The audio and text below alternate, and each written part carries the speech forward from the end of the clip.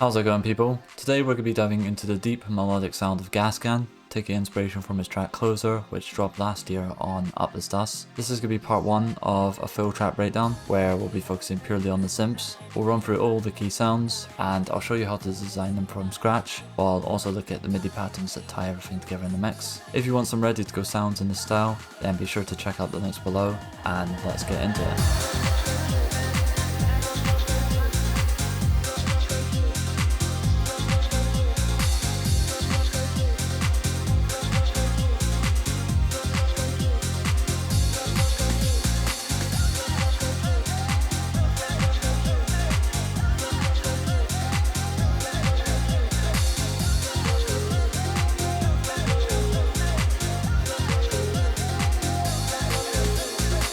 The next group we'll look into is going to be those synths, which I think are the most important aspect of this track. We've got these two pads.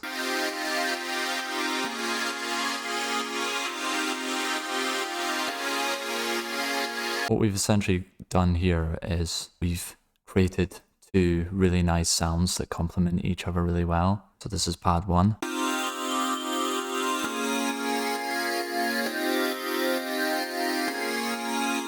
So that sound has its own unique character, and then we'll play this one.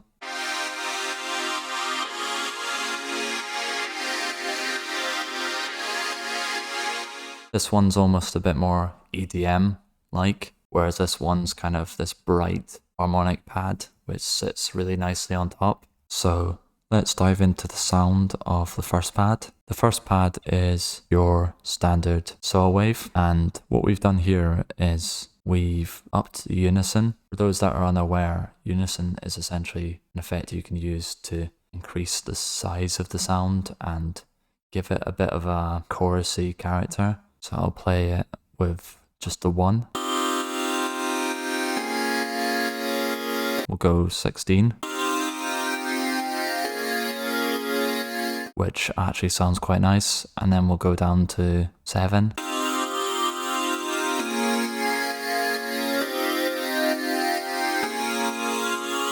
The next thing we've done is we've detuned it and added a bit of blend. The envelope is what you'd expect for a pad, kind of short attack, a longer decay, and then a longer release. If we head to the effects, what we've got here is just this phaser, which is just transforming the sound massively.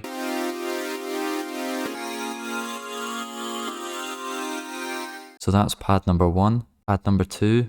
For this sound, we've taken this MB saw wavetable, we've added unison, a bit of detune, and you can of course copy various settings that I don't cover. We've got this envelope which has similar settings to before, and then to create that evolving type of sound, which I think's pretty important in a style like this, we've got various modulations on the pad. So the first one we've got is an envelope that looks like this, kind of gradually builds up and then slowly fades out, and that is being mapped to the cutoff.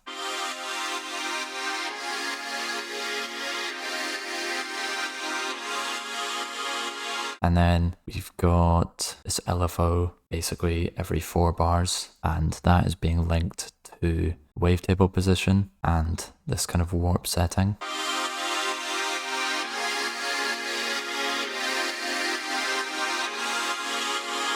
With the effects, we've got delay, got a filter, trimming off some of the high end. We've got this reverb. You'll see the size and the decay are quite large, which is really helping that pad to take center stage. And then the final thing we have is just this basic EQ. Hey people, hope you're enjoying the video so far. Just a quick one while we're on the topic of Gaskin style sounds. I've just finished putting together Moments, our brand new Serum 2 preset pack built specifically for the minimal genre, taking influence from artists like Gaskin, Stussy, Filter, Obscure, and labels like Up the Stuss. If you've been digging the sounds in this video, then what I'll do is I'll leave a discount link below to the pack. Let's get back to the video. The only other thing to really touch on is the actual MIDI itself. What you've got here is a pretty simple pattern. It's literally playing 2 chords. One of them is a variation of a C minor chord, where you've got the C, the E flat, and the G, but you've got this F that's been added in. So if I played without,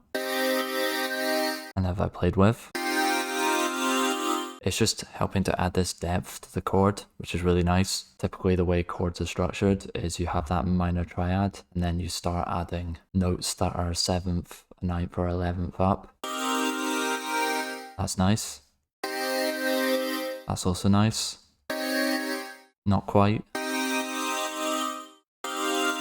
You can basically experiment with the sounds of notes and see if anything blends really well with that. And basically what we've done here is we can then bring it down and we end up with this variation of the C minor chord. Then what we've got is this B flat minor chord. We've got the B flat, we've got the D flat, we've got the F, and then we've got the 7th note of the scale, which is the A flat. If I just play it, you'll see it sounds incomplete, and that 7th kind of helps to keep it full.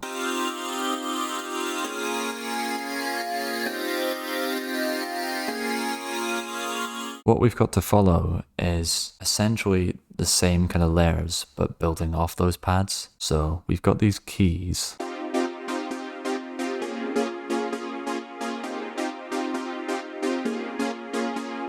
Just these kind of 90s inspired old school rave chords. And then we've got this piano.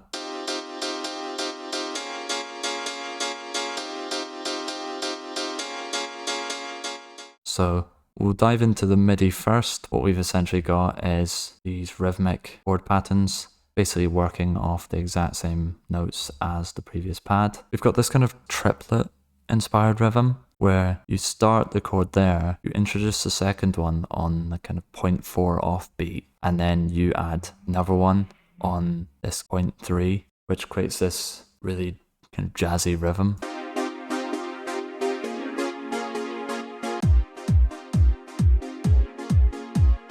So that's essentially the MIDI. If we dive into the sounds, I've used the following two waves. We've added some unison, detuned it slightly. We've got the envelope looking like that. We've used this very creative LFO here. I think we've used a few LFOs for different things. I don't want to spend ages diving into every sound, so definitely check out the project if you want that. But what we've got is more of the same stuff. We've got modulation on the wavetable.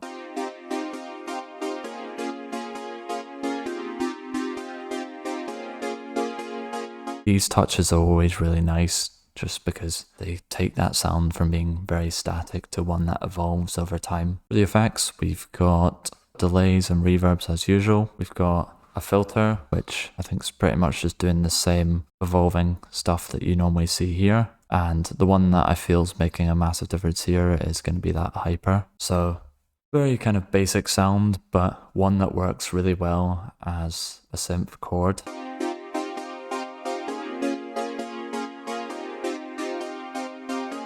The final thing we've got is this piano.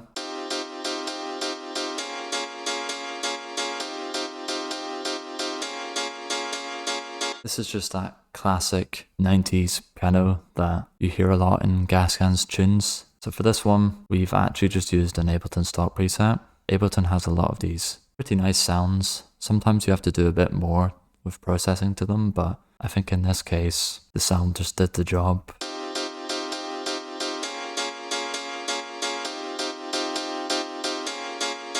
Then with the processing, what we've done is we've done a rather extreme low cut. We've also boosted the highs to really bring out that particular region. And what we've also done is we've added this EQ. We've got it on this mid-side mode. And what this does is it basically allows you to alter the frequency ranges in the sides and the middle of your mix. So I believe what we've done here is we've reduced some of the highs in the sides. Another layer we've got here is this vocal synth.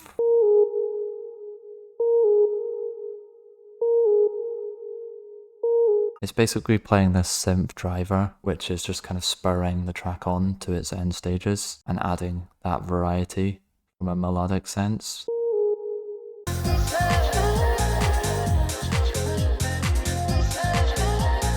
What we've done here is we've used this wavetable, which has a lot of very interesting harmonics to it. And I believe the only thing we really did here was we played around with some of these more creative filters just to help bring out certain frequency bands. And then I think some of the best sounds are when you use subtractive synthesis. So you basically create a sound which is really full and you use EQ and filters to clean it up. So without,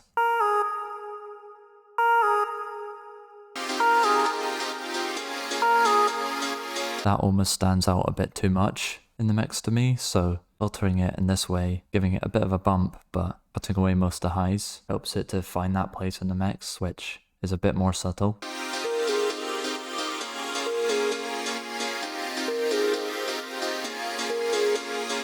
The final layers we've got were very much work in progress. I didn't quite nail the sound of them, but it kind of continues on from that theme of adding something a bit extra. So we've got this.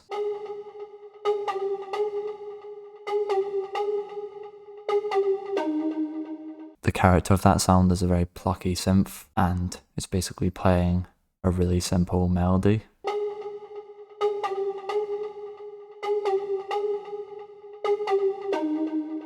So we're very much into simple pattern and simple sound territory. This might look complicated, but it very much covers the same fundamentals, playing around with interesting sounds. This time we're layering it with a basic wave, and then we've got plucky envelope and various effects. You could very much find similar plucks in most synths. Final one we've got is this synth effects.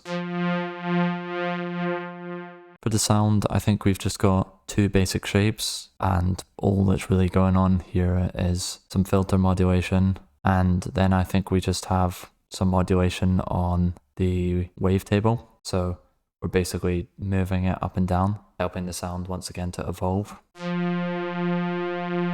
Very basic waveforms with a bit of modulation can take you a long way. On the actual channel, we've created this ducking effect using Ableton's Autopan, and it's basically doing the equivalent of a sidechain. Alright people, that is going to wrap up this one. The synths really define the character of the track for me, but the groove underneath with the bass, the drums and the vocals is just as important. That is what I'll be covering in part 2, so stay tuned for that. In the meantime, I'll leave a couple of related breakdowns on screen that dive deeper into this minimal sound, so be sure to check those out if you wish to keep the inspiration going, and I'll see you in the next one.